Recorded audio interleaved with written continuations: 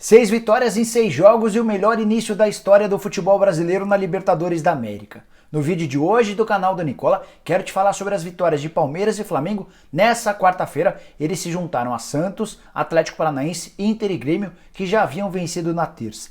Quero te falar também sobre os problemas envolvendo Ronaldinho Gaúcho. Ele está sendo acusado de usar passaporte falso no Paraguai. E para fechar, bastante sobre a Copa do Brasil, e em especial a classificação bem suada do Cruzeiro.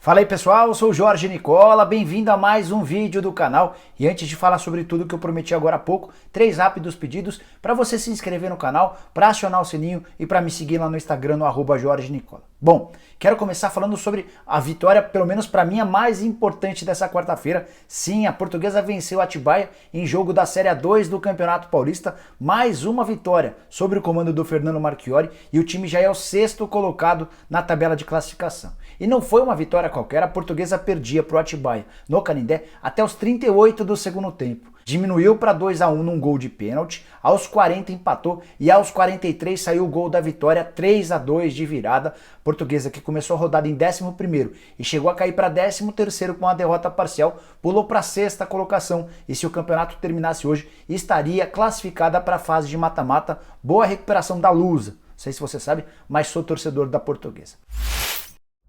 Quero falar também sobre Copa do Brasil. Nessa quarta-feira, com muita dificuldade, mais sofrido ainda do que a Portuguesa, o Cruzeiro conseguiu avançar para a 3ª fase do torneio, que acaba de ser bicampeão. Em 2017 e 2018, o Cruzeiro faturou o título da Copa do Brasil.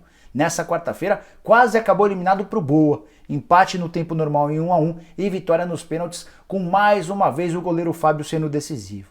5ª disputa de pênalti com o Fábio como goleiro do Cruzeiro e 5ª classificação da Raposa. O Fábio nessa disputa pegou um pênalti. Com a vaga na próxima fase, o Cruzeiro embolsa R$1,5 milhão. Esse é o prêmio destinado aos clubes que avançam à 3ª fase e garante um pouquinho mais de respiro nas contas. Por falar em alívio nas contas, o Cruzeiro informou pouco antes do jogo que havia conseguido pagar tanto para jogadores quanto para funcionários o salário do mês de fevereiro. Quero falar agora sobre o ótimo início dos clubes brasileiros na Libertadores da América, com destaque para Palmeiras e Flamengo, que venceram nessa quarta-feira. Mas, antes, uma pequena comparação com os argentinos. Os brasileiros jogaram 6 vezes, 6 brasileiros entraram em campo e todos venceram, ou seja, aproveitamento de 100%, 12 gols marcados e apenas 1 gol sofrido, com a observação de que 4 desses 6 brasileiros que já estrearam jogaram fora de casa. Para que o Brasil tenha 100% de aproveitamento ao fim dessa rodada, basta que o São Paulo vença o Binacional, jogo marcado para o Peru nessa quinta-feira a partir das 21 horas. De qualquer maneira, com essas 6 vitórias, já é o maior início do futebol brasileiro em Libertadores da América. Nunca a gente havia assistido a tantas vitórias consecutivas. Já os argentinos até aqui vão mal das pernas. 4 times já entraram em campo, 2 atuando em casa, 2 fora, um único empate e 3 derrotas. É bem verdade que Boca e River Plate entraram com times praticamente reservas, de olho na final. Na última rodada do Campeonato Argentino, marcado para o final de semana, o River leva a vantagem de 1 ponto em relação ao Boca, e como os dois estão envolvidos nessa disputa, entraram com times reservas. O River Plate, por exemplo, nessa quarta-feira, foi jogar com a LDU e nem teve o Marcelo Gallardo, seu técnico, no banco de reservas. E para falar sobre os brasileiros que venceram nessa quarta-feira, quero começar com o Palmeiras, que venceu às 19h15 o Tigre na Argentina, time argentino que disputa a 2ª divisão nacional. O Palmeiras fez um primeiro tempo bem ruim e ainda assim conseguiu abrir o placar com o Luiz Adriano. No segundo tempo, se aproveitando dos espaços deixados pelo Tigre, o Palmeiras melhorou, criou várias oportunidades de gol e chegou à marcação do segundo com o William Bigode. Não foi nenhuma atuação brilhante, o Dudu foi a grande novidade do time jogando centralizado, nem achei que fez um bom jogo, teve muito espaço entre os setores do Palmeiras, mas o importante era fazer os 3 pontos e voltar para o Brasil na liderança do grupo. Já em relação ao Flamengo, que entrou em campo a partir das 21h30 contra o Júnior Barranquilla na Colômbia. O Flamengo venceu por 2-1, chegou a abrir 2-0 com 2 gols do Everton Ribeiro e no finalzinho, praticamente no último lance do jogo, o Theo Gutierrez, sempre ele, marcou o gol de honra dos colombianos.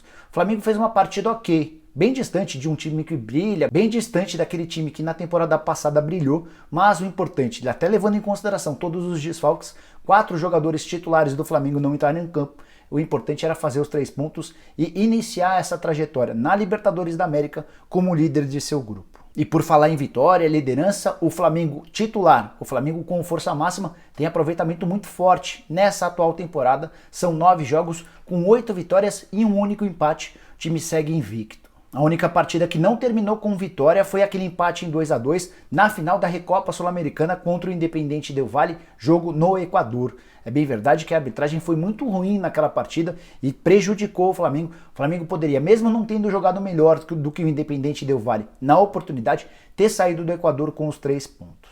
E para fechar sobre a passagem do Flamengo pela Colômbia, chamou demais a atenção e o carinho dos torcedores mirins, dos mais jovens, com o Gabigol. Antes do jogo, o Gabigol deu uma camisa do Flamengo, camisa de treino para um garoto que chorou copiosamente. Já no final da partida, assim que o apito final foi decretado, um torcedor bem jovem entrou em campo, ele invadiu o gramado, correu para abraçar o Gabigol. Acabou ganhando um abraço dele, a camisa e também as chuteiras, e assim como o garoto, antes do jogo, também deixou o gramado chorando, depois de ter conseguido a oportunidade de conhecer, conversar, trocar algumas palavras com o Gabigol e ainda ganhar uma camisa e um par de chuteiras.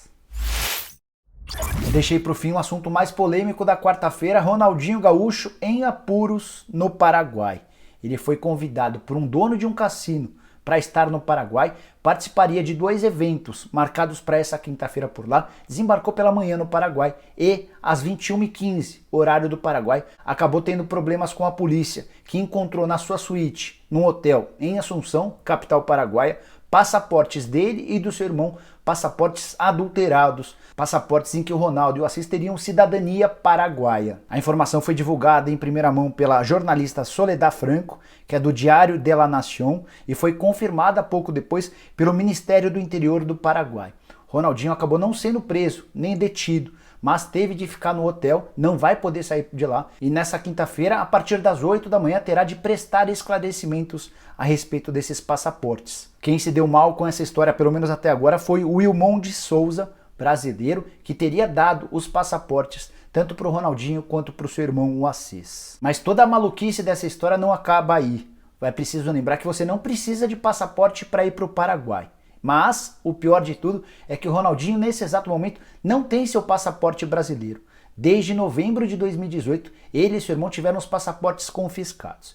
E isso se deu por conta de uma punição do Tribunal de Justiça, que condenou a dupla a pagamento de uma multa milionária por conta de questões ambientais. Em 2015, o Ronaldinho e o Assis construíram um trapiche às margens do Lago Guaíba, lá em Porto Alegre. Construção completamente ilegal, sem permissão de nada. A primeira multa foi de 6 milhões de reais, o Ronaldinho e o Assis não pagaram e essa multa atualizada já está na casa dos 8 milhões e meio de reais. Como o Ronaldinho e o Assis acabaram não fazendo esse pagamento, eles tiveram seus passaportes retidos e nesse momento estão sem passaporte, ou seja, estão impossibilitados de viajar, por exemplo, para os Estados Unidos, para a Europa ou para qualquer outro país que exige o passaporte. Não há necessidade de utilização de passaporte para ir para o Paraguai, você pode ir só com o seu RG. E a pergunta que fica no ar é: para que o Ronaldinho Gaúcho precisaria de um passaporte paraguaio? Só se ele quisesse deixar o país para ir para outro lugar que não tem relação com o Brasil.